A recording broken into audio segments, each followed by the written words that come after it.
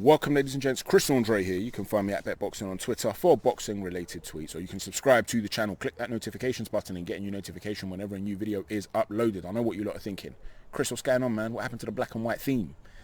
The red lettering, that Raging Bull type film, that feel, what happened to it? Where's it gone? Listen, it's not often we get sunshine here in the UK. Look at this. Check out how glorious this day is. Look at that. Sun shines out, skies are blue, trees are blooming. We've got to make the best of it while it lasts. We've got to capture the memories. When we're feeling depressed in a couple of weeks from now and it's pissing down with rain, I can put the video back on and pretend that I'm in the sunshine. Let's talk Devin Haney and his fight against Jorge Linares. Now, I have to say this, okay?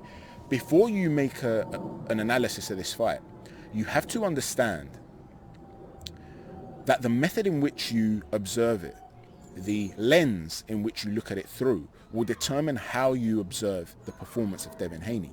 In other words, if you consider him to be the best in the division and a fully fledged world champion like Eddie Hearn claims, then you're going to be much harsher in your critique than if you consider Devin Haney to be a very lively prospect, who's one of the best prospects in the sport.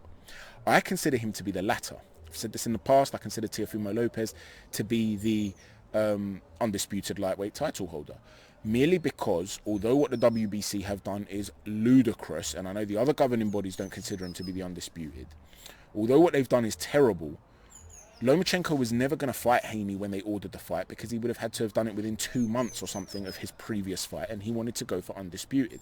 You can't hold it against him. What the WBC should have done is delayed the mandatory and made it so that the winner of Teofimo Lopez and Lomachenko would have had to have fought Haney within, say, 6 months.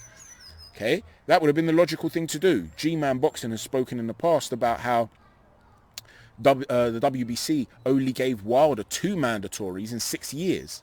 So what, it couldn't have delayed Devin Haney's mandatory just to make things work? Instead, greed gets in the way, obviously.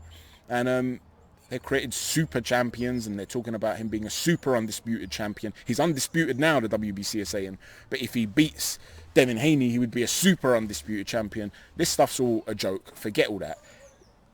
Leave all that to the side for a minute. If you do not consider him to be the finished article, and you consider him to be a very lively prospect, then this was a very impressive performance indeed. Now let's talk about it. First and foremost, we have to be fair. Jorge Linares is nowhere near the fighter he used to be. In his day, he was one of the pound-for-pound top 10 fighters in the world, offensively speaking. The way he would put his shots together, the fluidity, the movement.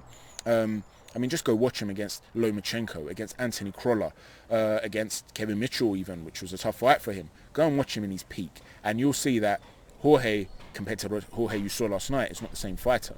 He came out behind a high guard, and he's almost fighting like a pressure fighter, applying a lot of foot pressure, trying to edge his way in and looking for a left hook counter.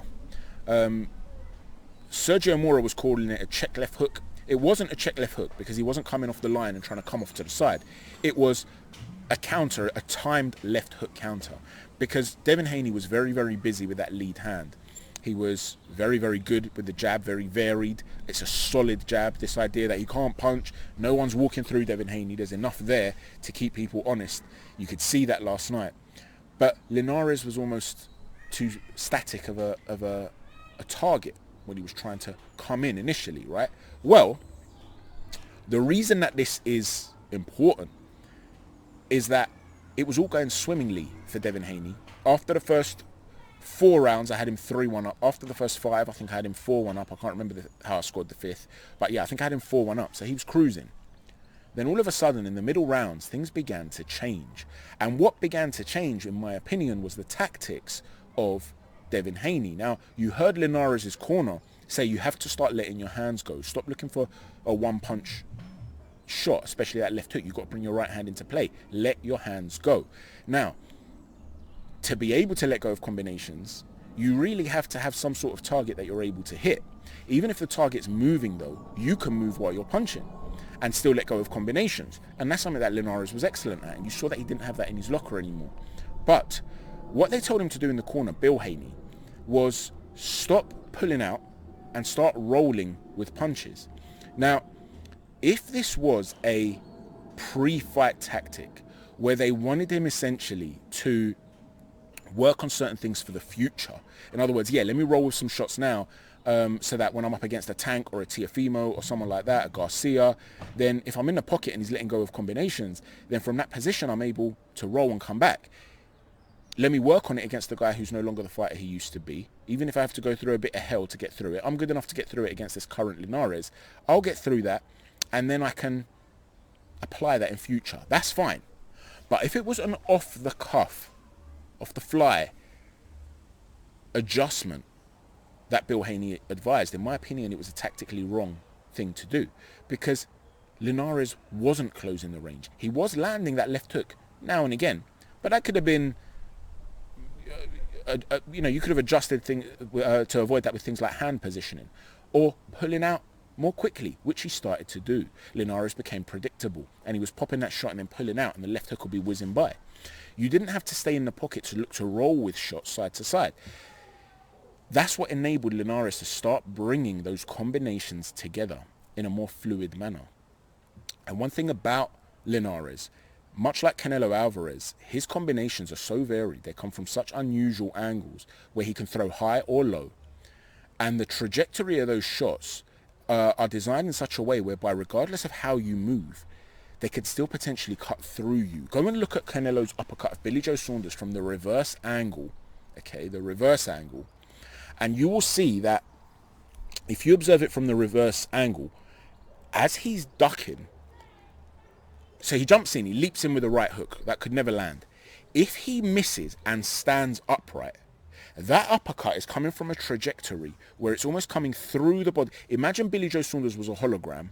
It would have entered him at the top of the shorts and gone all the way through him, up his body and out the top of his head. It wasn't a shot that goes through the body or up to the chin, whereby if you miss that target, it's gone. It's going through him. So I want you to imagine, what analogy can I use? Imagine you've got like bowling, 10-pin bowling, and imagine the pins are holograms and they're flashing on and off, all of them, flashing on and on, disappearing, reappearing. And they're all there and you need to hit them. Say they're in a line, they're one behind the other, and you need to hit them, or slight variations of angles. And you're not too sure, man, if I go for the one on the right and it disappears and the one on the left appears, I'm missing them all. So I've got to find a way where I go down the middle and I clip them all, I hit them all, whichever one appears. That's the sort of thing that Canelo Alvarez did. In other words, if Billy Joe had landed and didn't duck, the shot would have landed. If he ducked halfway, it would have landed. If he ducked all the way, it would have landed. Whichever way he would have set himself up, he would have eaten that shot. Now, he might not have eaten it right on the face, on the orbital bone. It wouldn't, necessarily change the trajectory of the fight. It might have landed in the belly button, in the solar plexus. It might have landed on the chest. It could have landed anywhere. But it would have landed. And Linares is that sort of guy. He'll throw a sort of shovel hook, sort of hook come uppercut. And it's sort of like going diagonally through your body, and it would go all the way up through you. And so whatever you do in certain scenarios, when he's throwing these combinations, he's landing something. So when Haney was in the pocket, even though he's fantastic at giving these different looks, in and out, up and down, pausing on the way to a particular destination, almost like a feint in the feint, a feint within the feint. It's brilliant stuff. Great movement, keeping him at bay, doubling up on the jab, upstairs, downstairs, varying it, keeping him off balance. Really, really good stuff. Even though he was doing that, by staying in the pocket and choosing to roll, he's essentially a sitting duck looking to deflect shots. Well, against a guy who's so varied in his combinations, that's dangerous. You took away that ability of his because he hasn't got the legs he used to have. So by moving in and out, and you're taking away his legs in the way you were doing early in the fight, you were having a lot more success. The moment you decided, I'm going to stay in the pocket and start rolling and exchanging with Linares started to have more success in the middle rounds. And then later on, as we saw, he eventually caught Devin Haney in the 10th round and hurt him. Now, it took Haney ages to recover. You know the film Raging Bull, since we've mentioned it already. The film Raging Bull. There's a scene where Jake LaMotta has fixed a fight. He's fixed it. And he hurts the guy, and he doesn't actually want to hurt him, so he has to carry him. And he's not throwing shots, and the guy's holding on, and you're thinking, free yourself, throw a shot. Obviously, I'm not suggesting Linares was involved in any sort of fix. But he was so tired. He couldn't get his shots off. No way would Devin Haney have survived that against a prime Linares. I just can't see it. He was at points trying to close the range from distance and hugging. He was falling in and hugging from distance. Now, if you're up close and you're leaning with your shoulder and you're coming in low and then rising and things that he was doing earlier in the fight when he was fresh, it's hard to necessarily gauge that distance. Whereas when he's right up close, when he's not right up close and he's literally running over to hug you, you can catch him with absolutely anything. His hands are in the air. You can catch him with a check hook on either side. You can catch him with a right hand down the pipe, left shovel hook to the body. You can get low, land to the solar plexus. You can land anything you want. And Linares just didn't seem to have the gas tank. And he was told earlier in the fight, don't worry, your second win's going to come. And it was twice that he had those dips. So clearly he's not the fighter that he used to be. I don't want to call him completely washed because he had some good moments last night.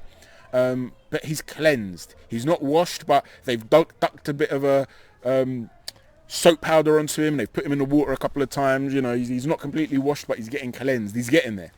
And so there were some concerning moments there for Devin Haney if you consider him as a fully fledged world champion. Ryan Garcia put out an Instagram story to say you'd get put to sleep if that was me. You'd be sleeping. And you can see why Garcia has that confidence now. All I will say to Ryan Garcia is make the fight happen and stop talking about it happening down the line. There are enough of big names at the moment in this division where it's not like you've got one potential money fight so you want it to marinate. Any one of these big names that you could fight are going to be big fights. So why don't you make the fight happen? Stop being afraid. If you lose the fight, it doesn't matter. With your following, you can rebuild quite easily by beating another big name and rebuilding your confidence and potentially even fighting Haney again down the line. Look how big the second fight between Groves and De Gale would have been if it had happened. It never did, but if it had happened, it would have been massive. So just because they fought early and one guy got the better of the other, it certainly didn't affect James De Gale's career in a negative way. So stop talking and make the fight happen, because I do believe that Haney would love to make that fight.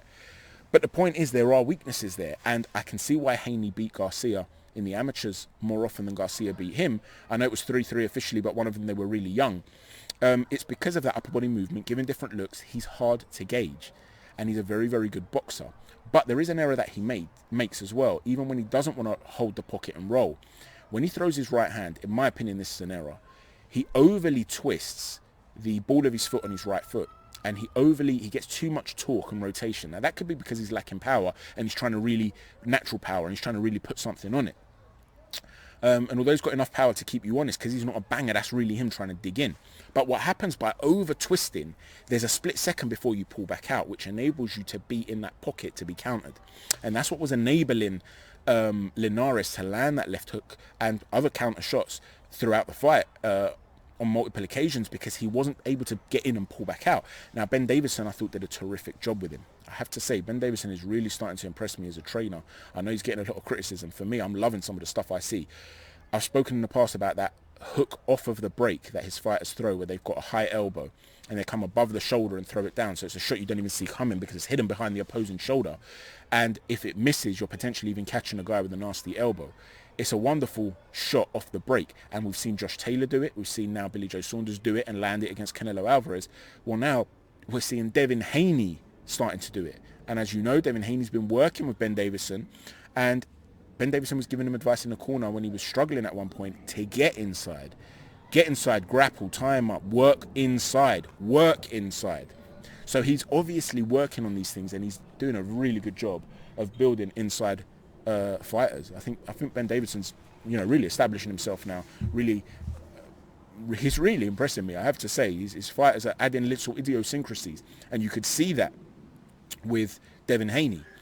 So if you're looking at a prospect, you're starting to look at a guy who can box off the back foot, who can be aggressive, and when he's aggressive, he puts his shots together very, very well, outworking you often with variation.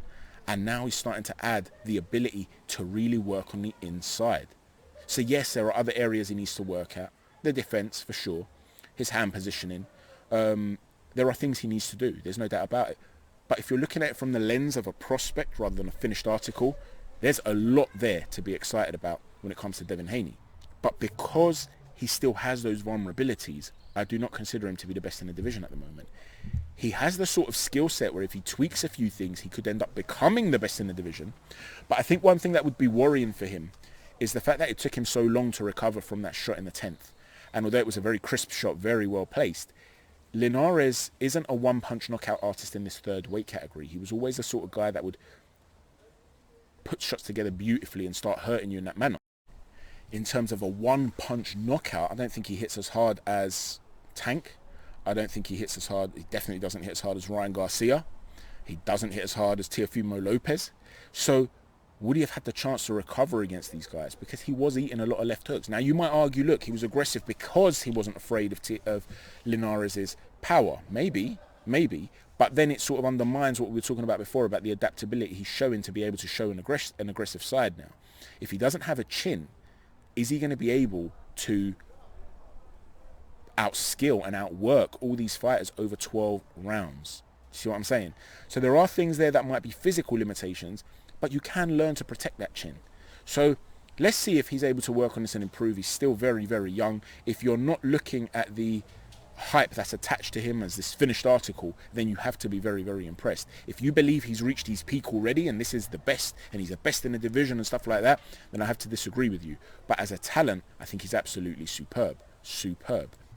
Let me know what you think, guys. What do you think of this division?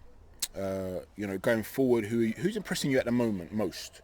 At the current moment in time, who's the main guy in your opinion? Not just because of belts. I'm not talking about belts. Teofimo Lopez is the main guy in terms of belts. There's no doubt about it. It's not open to debate. I don't care what anyone says. Even if you think Devin Haney is the WBC champ, Lopez is the guy with the majority of the belts. He's the unified champ. I'm just talking about the best. In terms of ability, tell me your top 5 lightweights. Top 6, top 7. Top 7, why not? There's so much talent in this. Top 10 if you want. There's so much talent in this division. List them in order. Let me know what you think, guys. Thanks for watching. Chat to you soon. Take care. God bless. Enjoy the sunshine.